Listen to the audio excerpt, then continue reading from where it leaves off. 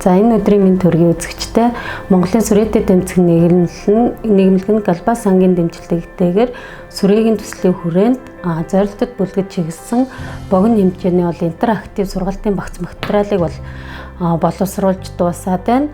Ер нь бол хүн амын дунд сүрээ өвчний талаарх мэдлэг мэдээллийг нэмэгдүүлэх, сүрээ өвчнөөс урьдчилан сэргийлэх зорилгоор бол сургалтын материалыг бол боловсруулад байгаа. Энэ хүрээнд бид цөөнгүй сургууль цэцэрлэг, эрүүл мэндийн байгууллагуудад одоо интерактив сургалтын материалаа танилцууллаа. Мөн сүрээ өвчний талаар мэдлэг мэдээлэл хуваалцсан юм. Сургалтанд хамрагдсан багш, хүүхдүүд, эхчүүдийнхээ одоо сэтгэлдлийг хамтдаа сонсцгоё.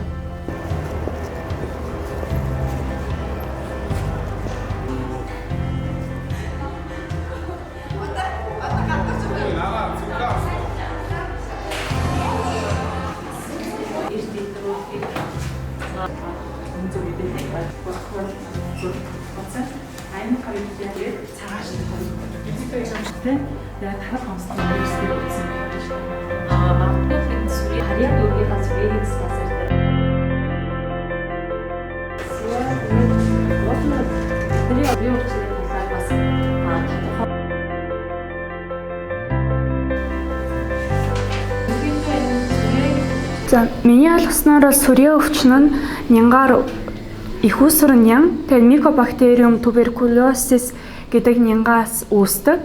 Тэгээд агаар туслаар дамждаг халдварт өвчин юм аа.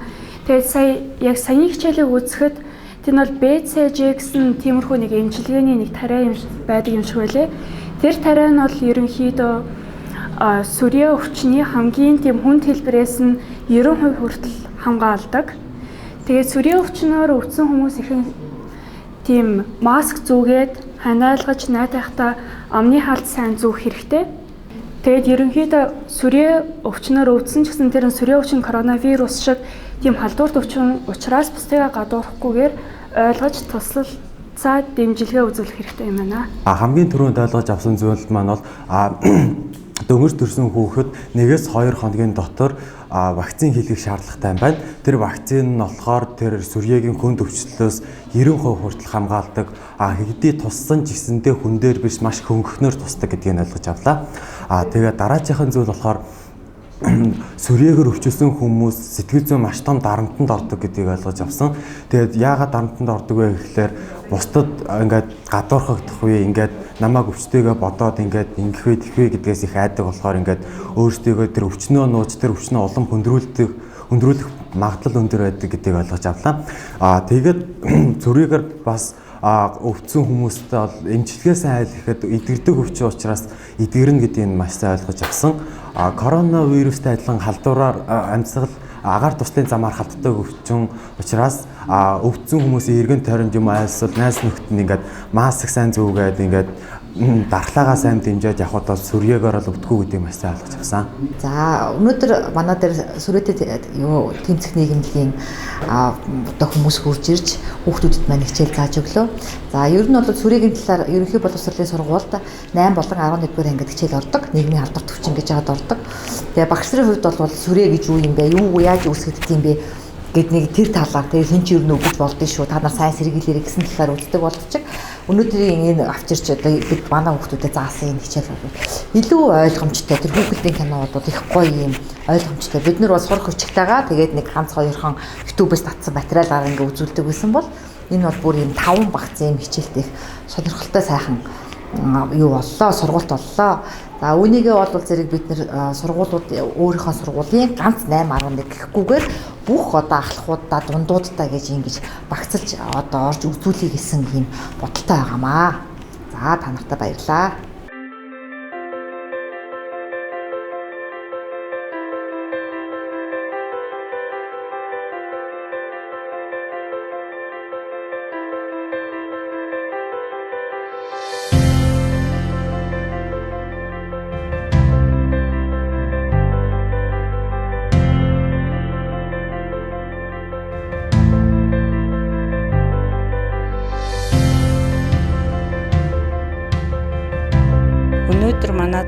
Монголын сүрээтэй тэмцэх нийгэмлэгээс ирж манай их ахлах бэлтгэл ангийн 180 гаруй хүүхдэд ийм жижигхэн богино хэмжээний сүрээс өрсөн сэргийлэх сургалт зохион байгуулсанд одоо манай цэцэрлэгийн зүгээс болон эмчийн зүгээс талархалтай байна. За өнөөдрийн сургалт бол одоо хүүхдүүдийн хувьд үнэхээр бас боломжийн хүүхдийн сонирхол татах үйс тэгээд хөгжлийн онцлогт нь ч гэсэн тохирсон сургалтууд байлаа.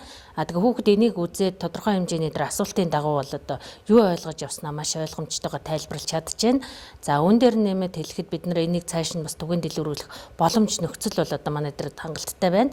Энийг нь бүлгийн эцэг эхийн дээр одоо цахим хаяг дээр байршуулах, үүгээр дамжуулаад хандлтын тоогоо авах, мөн эцэг хүүхдүүдийн хоорондын харилцааг төвчүүлэх үүднээс тодорхой хэмжээний асуумжуудыг одоо багш нарт бэлдээд өгчих юм бол нөгөө асуумжийн дагуу асуухад тэр өвчлөлийн талаар, сэргийлэх талаар мөн тэрнээс хэрхэн одоо тэр халдвар төвчөнд өртөхгүй байх бас аргачлалуудыг хүүхэд болон гэр бүл өөрөөтөө мэдлэгэд нэмэх юм боломжтой харагдаж байна.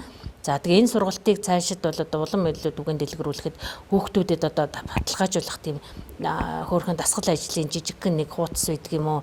Эсвэл тийм жижиг брошюр дээр одоо чеклээд болох тийм асуумжууд байдаг юм уу? Тэр чиглэлийн юмнуудыг нэмэгдүүлж хийх юм бол илүү үр дүнтэй бас баталгаатай болох талаас харагдаж байна. За тэгээ манай өнөөдрийн сургалтанд бол нийтдээ 6 бүлгийн 150-60 хүүхэд бол одоо хамрагдчих бас сангалтай мэдээлэлээр авлаа. Энэ Google-ийн канон дээр гарсан зүйлийг ярьж өгнө гинэ. Юу ойлгосноо гэн? Төвшин бэлгээ сая юугаа онгойлгоно гэлээ? Оо. Наматаараа бусдад бүргэж болгосноо тэр. Энэ ханиалгаад байгаа нь уушгин өвдөд байгаа энэ цэвтэй болцсон чинь ямар өвчмсөн? Сүрья гэдэг өвчмөд шүү дээ. Сүрья. Хоолоо сайн дээр гэстэй.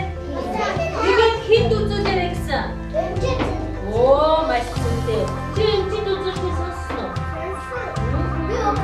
Тэгээ хүүхдүүдийн хувьд бол тэр сэтгэлдээ сонсож байхад одоо энэ өвчин бол одоо байдаг. Тэгээ энэс сэргийлэхийн тулд бид нар хамгийн одоо энгийн зүйлүүд нь бол хоолоо сайн идэх хэрэгтэй. Тэгээд мөн цонхоо онгойлгох хэрэгтэй, гэрээхээ тоосыг арчих хэрэгтэй, маска зүүх хэрэгтэй, гараа сайн угаана гэх мэтчлэн юм ойлгомжуудыг авч чадж байгаа нь бас тохион хүүхдэд тохирсныг бас илтгэж харуулж байна.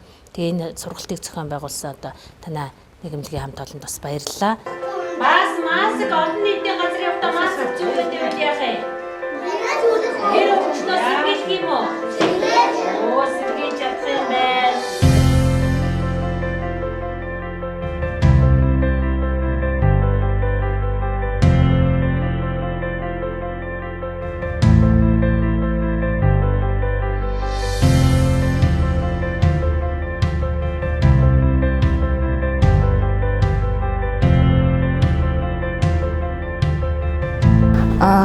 Сүрийг би сүрийн тийм тарианд хамгаалах эсвэл тийм дэмжиж хоолсон юм дээр стресстгүй тэгээд сайн амтаж амрах хэрэгтэй. Стресстгүй байх цэвэрхэн орчинд мэдэрч дархлаагаал сайн дэмжиндэ. Сүрийн өвчнөд тусныхаа дараа хүмүүст талдаахгүй гадуур маска сайн зүүж явна. Тэгээд ил задгаа ус цэрээ хамаагүй хаяхгүй байх хэрэгтэй. Тэгээд хамгийн гол нь сүргийн өвчнөө нөгөө нэг амьсгалах бас дээрээс нь чанга чарлах тэгээд дуулах зэргээс халдварладаг. Тэгээд эрүүл хүмүүсийн ч гэсэн тусахгүй байхын тулд тэгээд сайн бас маска зүүх хэрэгтэй. За энэ Монголын сүрээтэй тэмцэх нийгэмлэгээс зохион байгуулж байгаа интертав хичээл буюу маш богино хугацаанд хүүхдүүдэд ойлгомжтой мэдээлэл хүргэх энэ хичээл нь маш их таалагдлаа. Сая хүүхдүүдэд ингээд хичээлээд хүргээд явчих сэтгэл маш өндөр байна. Тэгээ энэ хичээлийг маш олон хүүхдүүдэд эргээд явах таниулахын тулд бид нэр энэ сургуульдаа олон нийтийн сүлжээгээр ангийнхан групп Facebook хаяг гэмчлэн зүйлүүдийг ашиглаад энэ хичээлийг бас түгээх нь ер нь их зөв юм байна гэж бодож байна. Бид ч гэсэн энэ хичээлдээ бас 8 дугаар ангиас ахуулаад сүрэ гэдэг хичээлийг ер нь үзэж эхэлдэг байгаа. Энэ хичээлдээ ер нь бас энэ материалыг ашиглаад хүүхдийн сонирхлыг маш хурдан хугацаанд бууруулахгүй тулд сонирхол татхуйц маш богино ийм өргөн мэдээллийг хүргэж байгаа. Энэ зүйлд нь баярлж байна.